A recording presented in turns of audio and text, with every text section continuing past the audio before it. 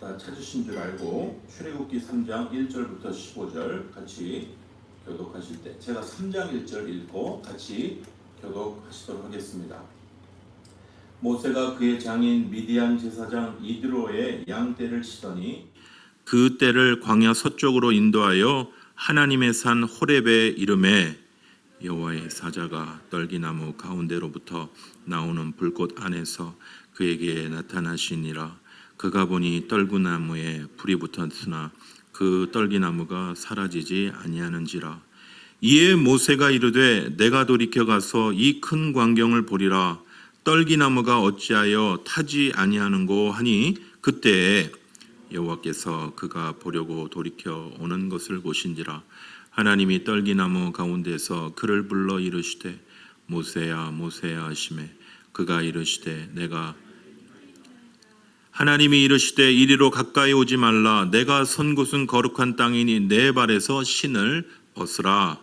또 이르시되 나는 내 조상의 하나님이니 아브라함의 하나님 이삭의 하나님 야곱의 하나님이니라. 모세가 하나님을 배웁기를 두려워하여 얼굴을 가리매 7절입니다.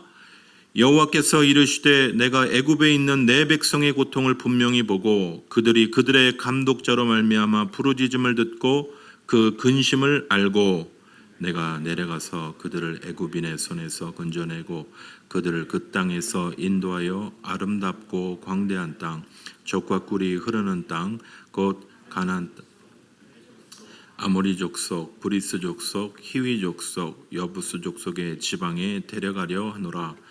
이제 가라. 이스라엘 자손의 부르짖음이 내게 달하고 애굽 사람이 그들을 괴롭히는 학대도 내가 보았으니 이제 내가 너를 바로에게 보내어 너에게 내 백성 이스라엘 자손을 애굽에서 인도하여 내게 하리라. 모세가 하나님께 아뢰되 내가 누구이기에 바로에게 가며 이스라엘 자손을 애굽에서 인도하여 내리까? 하나님이 이르시되 내가 반드시 너와 함께 있으리라. 내가 그 백성을 애굽에서 인도하여 낸 후에 너희가 이 산에서 하나님을 섬기리니 이것이 내가 너를 보낸 증거니라. 13절입니다. 모세가 하나님께 아뢰되 내가 이스라엘 자손에게 가서 이르기를 너희 조상의 하나님이 나를 너희에게 보내셨다 하면 그들이 내게 묻기를 그의 이름이 무엇이냐 하리니 내가 무엇이라고 그들에게 말하리까? 하나님이 모세에게 이르시되 나는 스스로 있는 자이니라. 또 이르시되 너는 이스라엘 자손에게 이같이 이르기를 스스로 있는 자가 나를 너희에게 보내셨다. 같이 읽겠습니다. 하나님이 또 모세에게 이르시되 너는 이스라엘 자손에게 이같이 이르기를 너희 조상의 하나님 여호와 곧 아브라함의 하나님 이삭의 하나님 야곱의 하나님께서 나를 너희에게 보내셨다 하라. 이는 나의 영원한 이름이요 대대로 기억할 나의 성원이라. 우리 같이 합심하여서 말씀 받기 전에 기도하시겠습니다.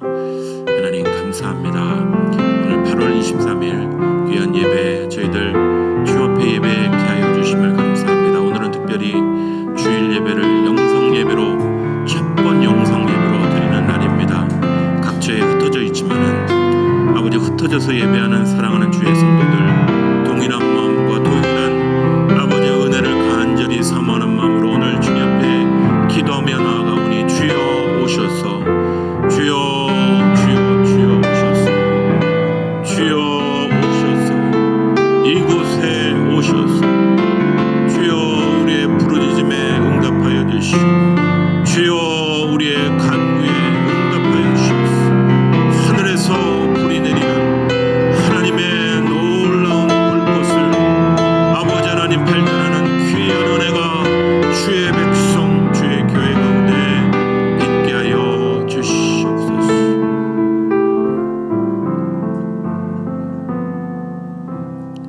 아버지 감사합니다. 오늘도 변함없이 우리가 환경은 변하지만은 변함없이 예배케 하시는 하나님의 은혜를 감사드립니다. 주님, 우리의 상황들은 녹록지 않고 여러 가지 상황들이 우리를 억압하고 짓누르지만 그러나 우리의 심령은 변함없이 주 앞에서 자유함을 다시 한번 기쁨과 감사로 나아갈 수 있음 그것으로 인하여 감사드립니다. 오늘도 각처에 흩어져 예배하는 주의 종들, 오늘 또 현장에 나와 수고하는 사랑하는 종들 한 마음으로 주 앞에 예배할 때 하늘의 신령한 은혜가 있게 하여 주시옵소서. 오늘도 주의 마음을 담아서 주께 드려진 각양의 예물들 있습니다. 주님 축복하여 주시고 열애 하나와 감사 예물과 각양 선교 예물, 장학 예물 주님께서 축사하여 주셔서 하나님의 영광이 나타나게 하여 주시고 오늘 또 각처에서 예배의 말씀 간절히 사모하는 주의 심령에게 하늘의 만나를 먹여주시고 채워주시는 귀한 은혜가 있게 하여 주시옵소서. 오늘도 귀한 은혜를 다시 한번 간절히 사모하며 감사드리고 예수 그리스도의 이름으로 기도합니다. 아멘. 오늘 출애굽기 3장 1절에서 15절 말씀 가지고 광야의 축복이라는 제목으로 같이 말씀을 나누어 보도록 하겠습니다. 이번 주 정부의 이 비대면 예배 시행령에 따라 이렇게 영상 예배를 드리게 된 것 참으로 안타깝게 생각을 합니다마는 조속히 모든 상황과 환경이 빨리 자유롭게 예배하는 길로 열려지기를 함께 기도하는 기회가 되기를 소원합니다. 여러분, 지금은 교회가 신천지와 같이 여겨지는 이상한 상황들이 펼쳐지는 시기입니다. 그렇기 때문에 더욱 하나님의 사람답게, 더욱 그리스도의 백성답게 행동하고 신중하게 말하는 그런 때가 돼야 합니다. 여러분, 나라와 민족을 위해서 계속적으로 기도해 주시고, 여러분 거짓이 거치고, 여러분 아무리 거짓이 많더라도 거짓이 거쳐야 돼요. 진리가 드러나고, 우리 각처에서 흩어져 있지만은 기도의 불꽃이 꺼지지 않고 계속적으로 기도의 길이 살아 움직이는 그런 우리 동서중앙교회 성도들 모든 우리 교우들 되시기를 간절히 소원합니다. 여러분, 우리가 신앙 인물들의 일대기를 우리가 들여다보면 좀 비슷한 점들이 나름대로 있습니다. 바로 젊은 나이에는 주로 세상에서 막 방황하다가 늦은 나이에 하나님의 부르심 앞에 돌아오는 그런 모습들입니다. 여러분, C.S. 루이스라는 분이 계시죠? 이분은 영국 옥스퍼드 대학의 수재로 알려진 분인데, 이분이 여러분 잘 아시는 나니아 연대기라는 그런 소설도 쓰신 소설가입니다. 20세기 최고의 변증가다, 이런 찬사를 받는 분이신데, 이분은 젊은 시절에 지독히 긴 방황의 시간을 가졌습니다. 그리고 그렇게 늦은 나이는 아니지만 30세가 되어서야 기독교로 회심을 하게 됩니다. 청년 시절 기독교를 믿지 않았을 뿐 아니라 이 기독교로 회심한 이후에도요, 한동안 기독교 예식에 참석하는 걸 상당히 부담스럽게 생각했던 사람. 저는 이분의 일대기를 보면서도 이 같은 분이 좀 더 젊은 나이에 돌아왔으면 얼마나 좋을까, 그런 생각을 해보게 됩니다. 여러분, 이어령 교수라는 분이 계시죠? 이분은 대한민국이 자랑하는 한국, 일본, 특별히 일본 이 전문가시죠. 문학 평론가이시고 언론인이고 교수인 분이시죠. 세상에서 교수로 장관으로 이름을 날리던 시절 이분이 기독교를 향해 얼마나 비판을 날렸는지 저도 잘 기억합니다. 똑똑히 기억합니다. 그런데 그 따님인 이민아 목사님이 이 돌아가시는 상황 속에서 한국한 아버지를 위한 기도, 그리고 주위 많은 분들의 사랑의 헌신을 힘입어서 늦은 나이에 회심을 하게 됩니다. 현재는 지금 암투병 중이신데요, 자기는요 죽어도 좋대요. 여러분, 안 죽겠다고 사는 이 세상에서 자신은 죽어도 좋다는 거예요. 자기 딸이 있는 그 이민아 목사 있는 그 천국에서 그 딸 보는 게 소원이라는 거예요. 지금 위암 투병 중이신데, 이런 분이 좀 일찍 예수님 만났으면 얼마나 귀하게 영광 돌렸을까, 그런 생각을 해보게 되는 거죠. 25년간 MBC에서 기자와 앵커 그리고 CEO 생활을 했던 이 조정민 목사님도 비슷하죠. 어느 날 새벽에 아내 잡으러 아내가 새벽에 어딜 자꾸 가는데 보니까 새벽 기도라는 걸 가서 가는 거 보니까 이상한 것 같아. 잡으러 갔다가 자기가 깨졌어요. 주님을 만난 거예요. 주님 앞에 무릎 꿇고 53세 나이에 신학교를 가서 57세에 목사 안수를 받았어요. 그리고 한국에 돌아온 게 62세라고 합니다. 여러분 62세면 너무 늦은 나이 아닌가요? 저는요 이런 분들의 삶을 들여다보면서 공통적으로 너무 늦게 돌아온 거 아닌가? 좀 젊은 날 주님 앞에 돌아왔으면 더 좋았을 걸 이런 생각을 생각해 보기도 합니다만은 그러나 여러분 주님이 부르시는 부르심에는요 나이가 상관이 없습니다. 오늘도 나이 젊은 우리 청년 우리 형제자매들 우리 30 우리 젊은 분들 계시지만 우리 나이 지긋한 우리 또 장로님 권사님들도 계세요. 여러분 나이는요 그렇게 중요한 게 아니에요. 여러분 늦은 나이라도요 주님이 나를 부르셨다 라는 명확한 확신이 있으면 충분한 거예요. 세상에서 과거에 내가 뭘 했건 내가 뭘 누렸건 지금 내가 발견한 이 천국의 기쁨 이것을 발견한 사람이면 늦은 나이여도 충분합니다. 그분이 5년 10년만 일해도요 그 의미를 모르는 그러나 교회 시계추처럼 왔다 갔다 하는 젊은이보다 훨씬 낫습니다. 형식적인 생활하는 것보다 나를 부르신 그 하나님 나를 향해 계획을 갖고 계신 그 하나님을 만난 인생이냐가 중요한 관건인 것입니다. 오늘 말씀을 통해서 우리에게 이러한 놀라운 은혜가 동일하게 임하는 귀한 은혜가 있기를 간절히 소원합니다. 지난 시간에 우리가 출애굽기를 같이 시작하면서 이스라엘 백성이 애굽 땅에서 고난받고 타향살이하고 고생하는 장면을 같이 살펴봤죠. 그러면서 무엇을 나눴습니까? 우리가 성도가 사모해야 될 것은 이 땅의 안락함이 아니고 주님 계신 저 가나안, 주님이 가라 하시는 저 가나안 땅, 저 하늘에 있는 더 좋은 본향을 사모할 자들이 성도임을 지난 시간에 나눴습니다.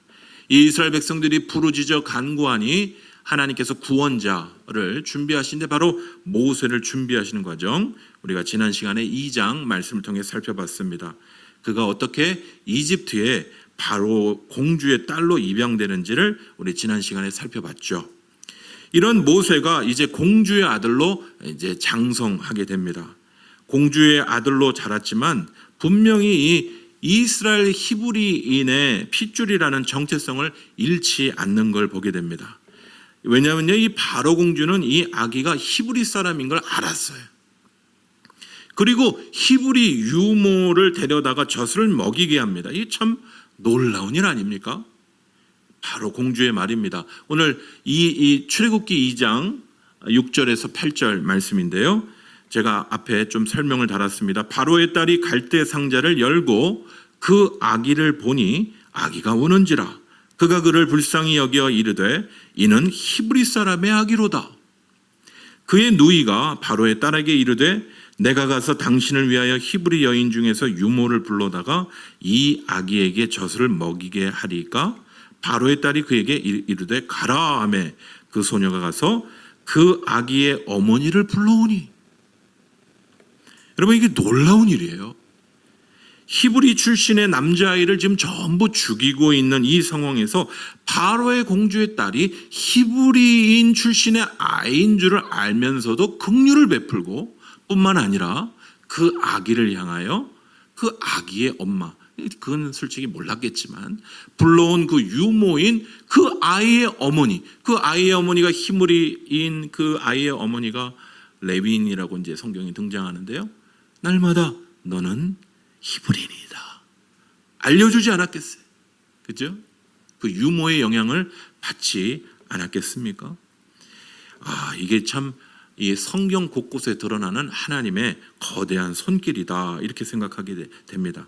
여러분, 이집트의 왕자로도 컸지만은 이 히브리인의 이 정체성도 이 모세에게 있었다라는 점을 우리가 기억하게 됩니다.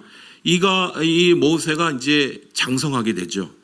장성하고 혈기왕성한 나이에 살인을 저지르는 일을 보게 되는데, 이건 바로 자기 동족 히브리 사람을 치는 이 이집트 사람을 쳐 죽이는 일을 보게 되는 것이죠. 출애굽기 2장 11절과 12절에 보면 모세가 장성한 후에 한 번은 자기 형제들에게 나가서 그들이 고되게 노동하는 것을 보더니 어떤 애굽 사람이 한 히브리 사람 곧 자기 형제를 치는 것을 본지라.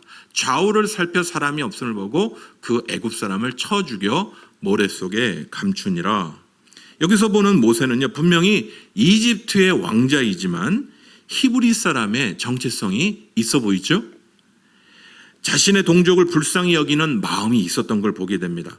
불공평하게 이 이집트 사람들이 히브리 사람을 다루는 것을 아주 불만 어린 마음으로 바라봤다는 것에서 우리가 알게 되죠. 결국은 이 애굽 사람을 쳐 죽이는 일들 때문에 그 살인이 들통이 나고 도망자의 신세로 이 미디안 광야로 쫓겨가게 됩니다. 우리가 보는 출애굽기 2장 15절에 보면요, 바로가 이 일을 듣고 모세를 죽이고자 하여 찾는지라. 모세가 바로의 낯을 피하여 미디안 땅에 머물며, 이렇게 미디안 광야로 도망치게 된 모세는요, 이 광야에서, 여러분 영화의 로맨스가 그렇게 펼쳐지지 않아요? 그냥 광야에서 쫓기는 신세고 그렇게 가다가 한 여인을 만나는 거죠.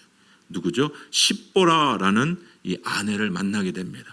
그리고 거기서 자녀 낳고 나그네 같은 신세지만은 그곳에서 안정을 누리고 그렇게 지내게 됩니다. 여러분, 우리가 읽는 이 성경은요, 이 이스라엘 백성이 부르짖는 이 소리가 하나님께 상달됐다. 그분이 세운 언약을 기억하고 그 백성을 기억하셨다. 이 모세가 광야에 이 도망자 신세로 쫓겨가 그렇게 사는 동안에 하나님께서는 그의 백성의 부르짖는 소리를 들었다라고 이야기합니다. 출애굽기 2장 23절에서 25절에 보면 여러 해 후에 애굽 왕은 죽었고 이스라엘 자손은 고된 노동으로 말미암아 탄식하며 부르짖으니 부르짖는 소리가 하나님께 상달된지라. 하나님이 그들의 고통 소리를 들으시고 그의 언약을 기억하사 누구를요? 그 백성들의 부르짖음을 기억하셨다. 사랑하는 성도 여러분, 이스라엘 백성의 부르짖음, 그들의 고통 소리를 들으시고 그 백성과 한 언약을 기억하시는 그 하나님이 바로 우리 하나님 되시는 줄 믿습니다. 여러분, 고통의 현장, 때로는 말도 안 되는 그런 상황 속에서 우리가 하나님 앞에 성도된 우리가 부르짖을 때 하나님은 들으시는 하나님이세요. 이게 중요합니다. 하나님이 우리의 기도를, 우리의 부르짖음을 듣는다는 것.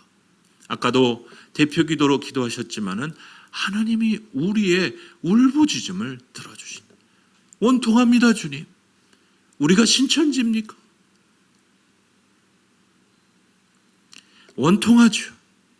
그러나 우리의 잘못을 다시 한번 되돌아보는 그러한 시간, 우리가 이때에도 낙심하지 말고 우리가 기도로 온갖 긴급한 일들이 많이 있을 때 하나님 앞에 계속적으로 간구해야 될 이유는 들으시는 하나님이 오늘도 우리의 간구를 듣고 계시기 때문에 그런 거예요.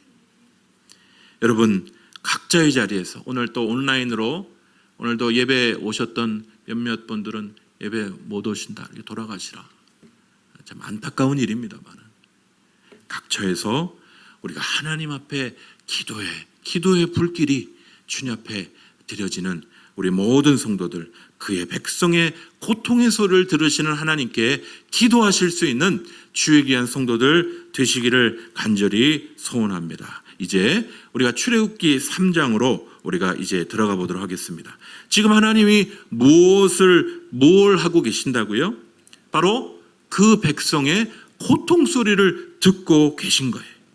그 백성이 고난 중에 신음하며 하나님께 부르짖는 소리를 듣고 계신 것입니다. 그때 하나님은 뭘 하고 계시다고요? 모세를 광야에서 준비시키고 계시는 거예요. 모세는 지금 뭐 하고 있습니까? 광야에서 꼭 훈련 조교. 저는 이제 야구를 좋아해서 1군에 있던 선수가 좀 잘못하면 2군에 가서 훈련받다가 지금 2군에서 훈련받는 것과 똑같은 그런 시간을 덮고 또 조금 있으면 일군으로 등판하게 되는, 모세는 지금 광야에서 훈련을 받고 있는 건데요. 이 하나님의 손에 이끌려서 광야에서 훈련받고 있는 이 모세의 모습을 우리가 잠시 들여다보면요, 오늘 출애굽기 3장 1절은 이렇게 얘기합니다. 모세가, 제가 좀 안에 삽입구를 넣었습니다. 광야에서 그의 장인 미디안 제사장 이드로의 양떼를 치더니, 이게 바로 모세의 이 광야에서의 일상을 보여주는 간단한 표현이 되겠습니다. 모세는요, 광야로 쫓겨가서 왕자의 신분으로서 산 게 아니라 목동의 신분으로 40년을 살았던 것이, 여러분, 이게 이 모세의 일상이었을 거예요. 목동은요, 주로 양떼를 데리고 이 목초지를 다니면서 아침부터 저녁까지 옮겨 다니지 않습니까? 그리고 일상이라는 게 참 무기력하고 단조로운 일상이 되는 것이죠. 여러분, 왕자하면요, 외국 대신들도 만나고 외국 돌아가는 것도 알고 이 세계 정치와 경제와 모든 것들을 배우는 것, 이것이 왕자의 업무라면, 지금 이 모세는 작은 동물인 양떼를 돌보는 일들을 그렇게 감당하는 상당히 초라한 일들, 양이나 돌보는 수준의 일들을 하고 있는 것인데, 무려 40년 동안이나 광야에서 그 일들을 하고 있는 것이, 이 모세는요, 오도 가도 못하고 거기에 딱 붙잡혀서, 이 광야에 붙잡혀서 하나님이 모세를 훈련하시는 모습을 보게 됩니다. 여러분, 그래서인지 모르겠는데요, 모세가 많이 변해 보입니다. 젊은 시절 그 혈기왕성한 모습은 사라지고 상당히 의기소침하고 소극적인 태도로 이렇게 변한 모습들. 출애굽기 3장 11절에 보면 모세가 하나님이 부르시는 음성을 듣고 뭐라 얘기합니까? 내가 누구이게, 좀 표현이 좀 자꾸 이렇게 코미디식으로 나가서 죄송합니다. 소는 누가 키우고 뭐 이렇게 얘기하는 것처럼 얘기해서 죄송한데, 내가 누구이게, 나는 못해요. 예전에 왕자의 그 당당함이 전혀 없어요. 기름이 쫙 빠져 있어요. 과거에 잘 나가던 왕자의 그런 당당함이 없고요, 이 목동으로 40년, 자기가 어디 이집트로 돌아가겠습니까? 그러죠? 이 기름이 쫙 빠진 모세의 이런 심정을 보여주는 표현, 내가 누구이게 이집트로, 애굽으로 가서 그 백성을 이끈단 말입니까?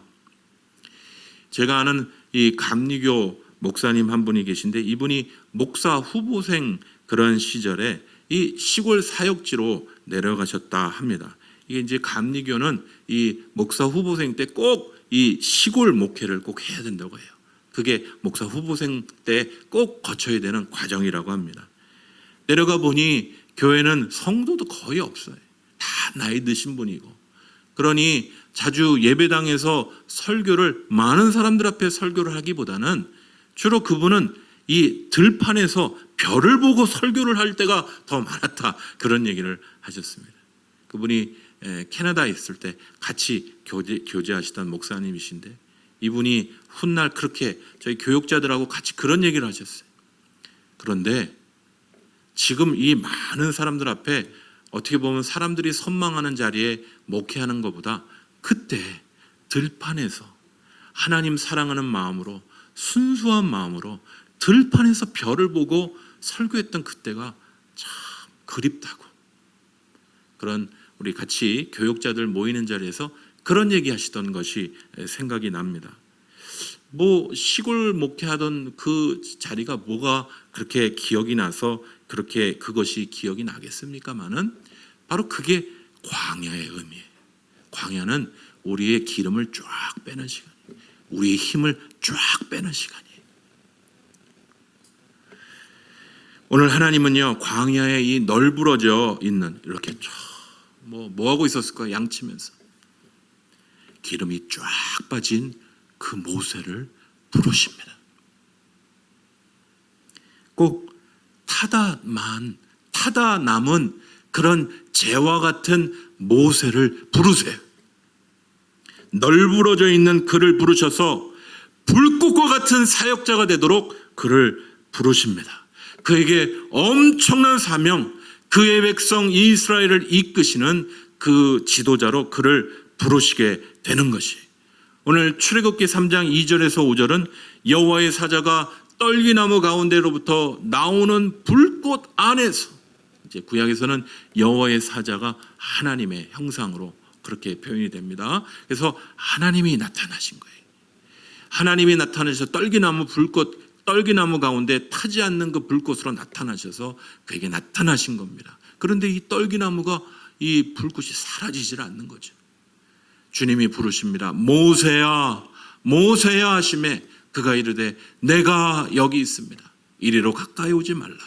내가 선 곳은 거룩한 땅이니 내 발에서 신을 벗으라.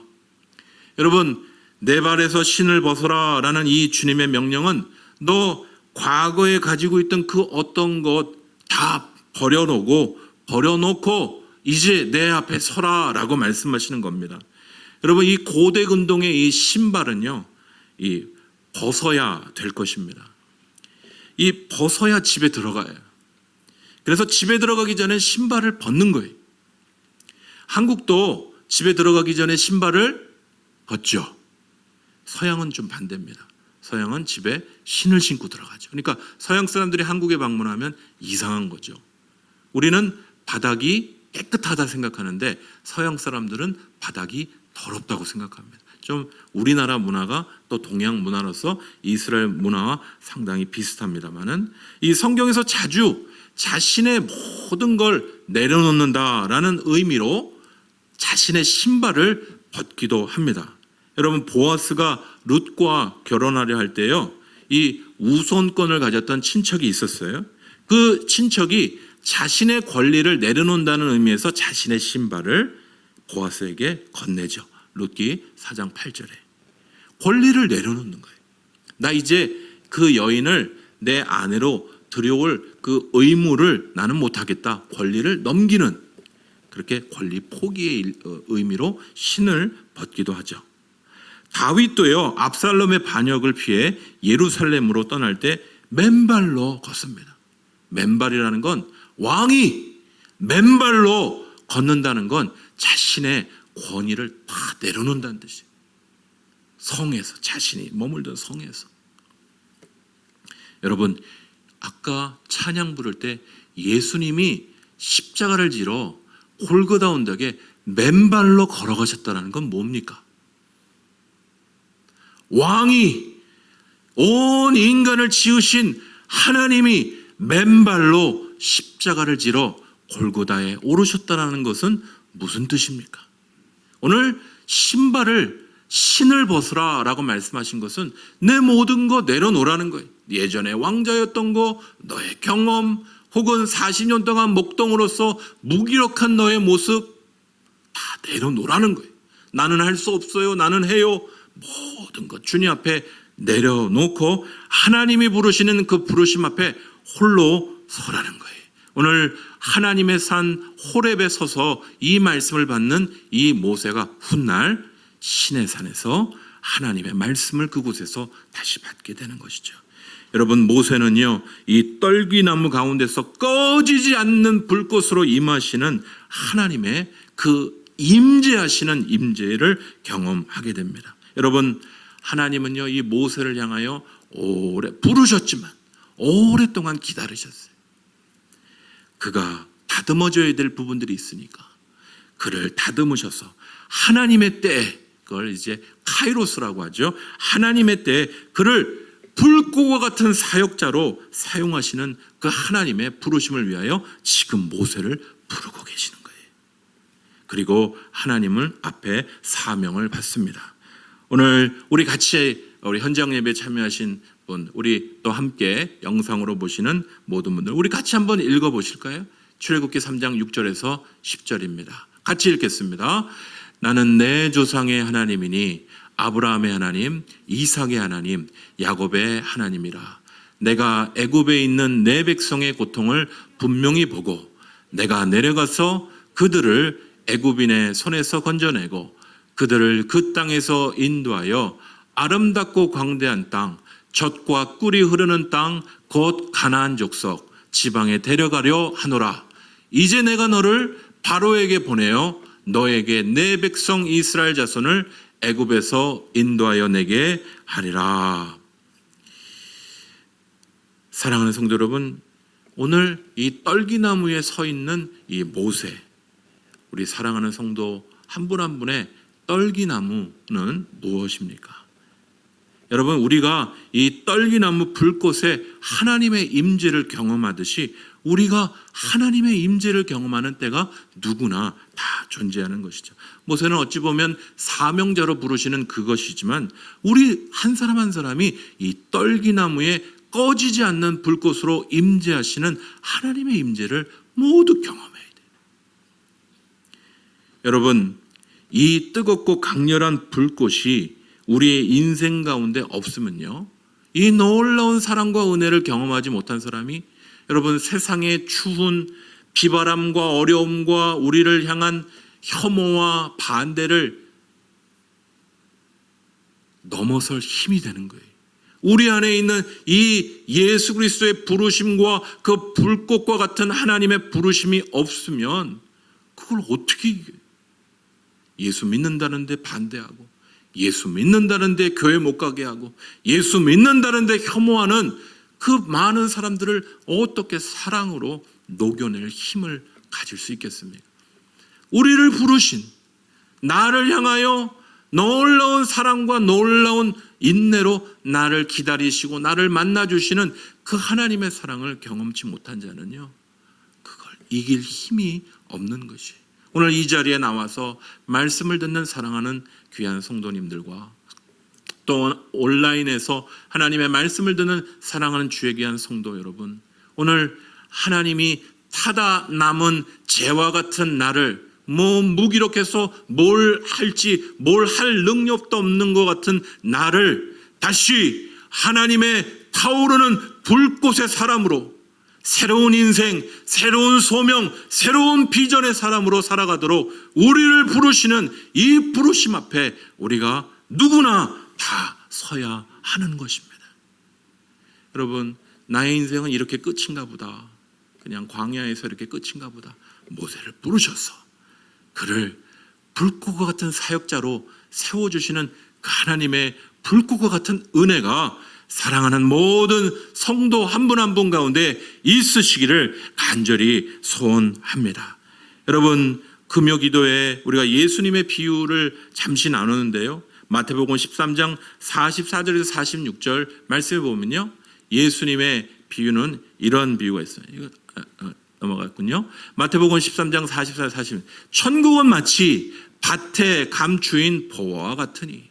여러분, 이 보화를 발견한 사람만이 세상의 안락함과 평안함과 모든 화려함을 내려놓을 수 있는 거예요. 내가 보물을 못 봤는데 보물 못 보고도 천국을 따라간다고요? 말도 안 되는 얘기예요. 보물을 발견하신 자입니까, 여러분은? 여러분, 떨기나무의 불꽃과 같은 주님을, 보물 되신 하나님의 나라를 발견한 자이십니까? 발견한 자만이 세상의 것들을 내려놓고 주님을 끝까지 따라갈 수 있는 거예요. 오늘 마태복음 13장 44절은요, 천국은 마치 좋은 진주를 구하는 장사와 같은데 이 극히 값진 진주 하나를 발견하고 나머지 것들은 그냥 버릴 수 있는 거예요. 여러분에게 하나님의 나라가 이러한 진주와 같이, 이러한 감추인 보화와 같이, 보물과 같이 귀중한 것으로 여러분 누려지고 경험되시는 그런 분들이십니까? 여러분, 저는요, 제 인생에 하나님이 한 번도 제게 제대로 말씀하신 적이 없다, 그렇게 생각한 시절들이 있었습니다. 그래서 신학대학 졸업반쯤에 제가 이제 이스라엘에 갔는데, 여기 계신 성도들도 제 히스토리를 좀 아시는 분들이 있으니까 이스라엘 키부츠에 갔습니다. 아침부터 저녁까지 과일나무 가지치기 하면서 제 생각을 가지치게 했어요. 그러면서 물었던 질문이 이런 질문입니다. 주님, 제 인생 통해서 뭘 하기 원하십니까? 그런데요, 그 1년 동안 가는 동안 그렇게 수차례 가지치기 하고 맛있는 음식도 먹고 어디 이스라엘 여러 군데 다니기도 했지만은 대답을 안 해주시더라고요. 제가 그러던 중 이제 한국에 돌아와서 이 성경 번역을 위한 캠프에 참석했을 때 하나님이 제게 말씀하신 구절이 이 구절입니다. 고린도전서 1장 26절입니다. 하나님께서 세상의 미련한 것들을 택하사 지혜 있는 자들을 부끄럽게 하려 하시고 세상의 약한 것들을 택하사 강한 것들을 부끄럽게 하려 하시며, 저는 이 도전을 하시는 그 말씀을 듣고 저는 약해서 제가 무슨 주의 부르심에, 제가 무슨 선교사, 꿈에도 저는 선교사를 할 생각이 없었어요. 그런데 오늘 말씀에 말씀하십니다. 하나님께서 세상의 미련한 것들을 택하시고 하나님께서 세상의 약한 것들을 택하셔서 일하시겠다는데, 내가 나같이 미련한 것을, 나같이 약한 것을 쓰시겠다니. 하나님의 놀라운 은혜가 저의 떨기나무 불꽃은 바로 그 장소였어요. 저의 타지 않았던 저의 심령이 활활 타오르던 장면이었어요. 한 번도 그렇게 인생 가운데 내 심장이 뛰는 적이 없었어요. 나 같은 미련한 것을, 나 같은 약한 것을 주님이 쓰시겠다고 놀라운 감격이 있고 감사가 있었어요. 그로부터 선교사 가서 또 언어학 훈련도 하고 여러 스토리들이 있습니다. 그리고 인도네시아에 또 머물기도 하고, 그러는 와중에 또 하나님이 또 부르셨어요. 너 본국의 모교에 가서 십자가를 져라. 딴 얘기는 아무 말도 안 하셨어요. 십자가 져라. 순종하고 걸어가는데 목회 길이 만만치가 않은 거예요. 그래서 저는 요즘에 자주 또 주님 앞에 이렇게 묻습니다. 주님, 이 길이 맞습니까? 왜 저와 같이 약한 자를 부르신 것입니까? 저는 어찌 보면 오늘 그 십자가의 그 떨기나무의 불꽃과 같이 저를 다시 부르시는 그분 앞에 다시 서야 할 시점 가운데 서 있는지 모르겠어요. 축 처져서 뭘 해야 될지 모르는 그렇게 타다 남은 재와 같은 저의 모습 가운데 하나님의 부르심을 다시 붙잡아야 할 때에 그런 회복의 시점 가운데 서 있는지도 모르겠어요. 사랑하는 성도 여러분, 오늘 우리가 대단하지 않고 오히려 반대적으로 세상에서 정말 잘 나가는 사람이라고 하나님이 우리를 부르시거나 쓰시는 게 아니라는 거예요. 오늘 주님이 부르셔서 우리를 쓰시겠다라고 말씀하시면, 주님, 저는 미련하고 저는 약하지만 주님, 저도 사용하십니까? 주님 앞에 반응하고 답해야 하는 것이에요. 사랑하는 성도 여러분, 여러분을 부르시고 이끄시는 그 하나님은 어떤 분이십니까?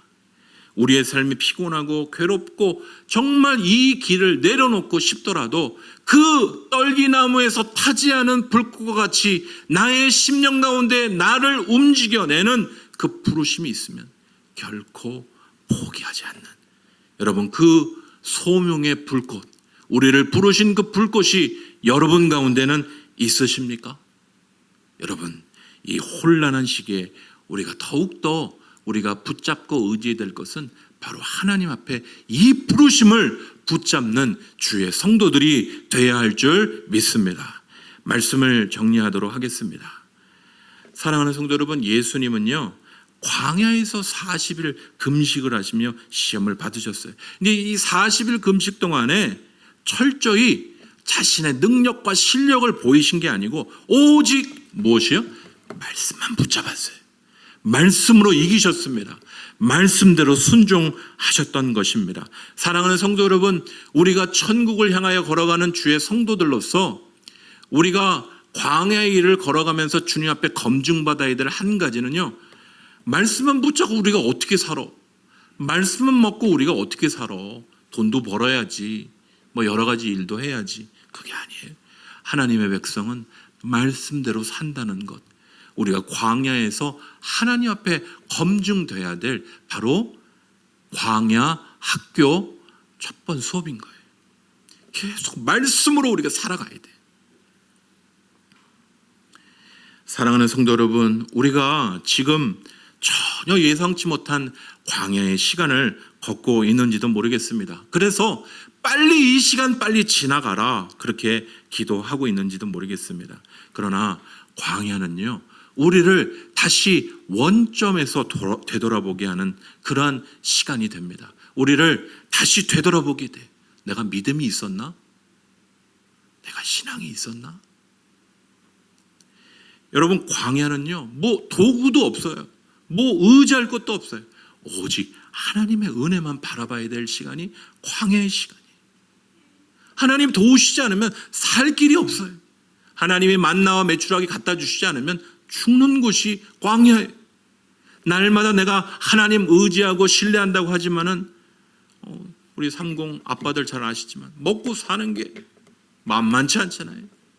애들 키우는 거 만만치 않잖아요. 우리 성도님들 말씀대로 사는 거 만만치 않잖아요. 우리가 광야에서 검증하고 있는 일들이 바로 그것이 하나님의 백성으로 이 말씀대로 살 수 있는가? 우리가 몸부림치면서 배우는 광야에 우리가 머물러 있는 것입니다. 여러분, 우리가 이 광야의 시간에 땀을 흘리고 때로는 목숨을 걸고라도 내가 꼭 이 길을 꼭 가야 되나? 때려치면 안 되나? 우리가 검증을 받고 있는 이 자리에 서 있는 것이, 여러분 사랑하는 성도 여러분, 우리는 지금 모세처럼 광야에 서 있는 것이, 광야에서 하나님 앞에 우리는 답을 해야 하는 그런 상황 가운데 있습니다. 내가 누군지, 교회가 뭔지, 우리가 붙잡고 있다는 그 복음이 뭔지 답을 해야 하는 시점이에요. 여러분은 누구십니까? 우리 공동체는 무엇 때문에 이곳에 40년 동안 머물러 있는 것입니까? 여러분이 붙잡고 계신 예수 그리스도의 복음은 어떤 능력으로 나타나고 있습니까? 세상이 모를 때 답하는 거, 그게 바로 지금 광야의 시간을 겪고 있는 우리에게 요청되는 질문들인 것이, 여러분 이 광야의 시간에, 혼란하고 어려운 이 광야의 시간에 우리 각자가 이제 하나님의 산 호렙에 올라가야 돼. 이전에 하나님의 부르심을 받았던 주의 종들, 혹은 한 번도 나를 부르신 하나님의 은혜 가운데 홀로 선 적이 없다면 하나님의 산 호렙에 올라가 우리를 부르시는 그 부르심 앞에 우리가 홀로 서야 하는 것이에요. 우리는 타다 남은 재와 같이 널브러져 있는 인생들, 그냥 내 하나 잘 먹고 잘 살려고 하는 그런 인생들을 부르시는 그 부르심 앞에 우리가 홀로 서야 되는 것이, 그분이 우리를 부르시고 우리에게 불꽃과 같은 새로운 인생을 살도록 하나님의 부르심으로 우리를 부르시는 그 부르심 앞에 우리는 모두 나아가야 하는 것입니다. 광야가 어려운 장소일지 모르지만 오히려 이 장소에서 하나님의 부르심 앞에 설 수 있다면 이 광야는 우리에게 놀라운 축복의 장소가 될 줄 믿습니다. 어려운 시간, 우리 온라인으로 예배를 드리시는 모든 분들도 어려운 시간, 그러나 이 홀로 된 시간에 자꾸 뉴스나 보고 자꾸 걱정 근심하지 마시고 말씀 앞에 더 서고 예전에 읽었던 나를 영적으로 풍성하게 했던 책들 다시 들춰보세요. 말씀 앞에 더 서보세요. 광야의 축복을 누리실 수 있는 사랑하는 모든 성도들 되시기를 간절히 소원합니다.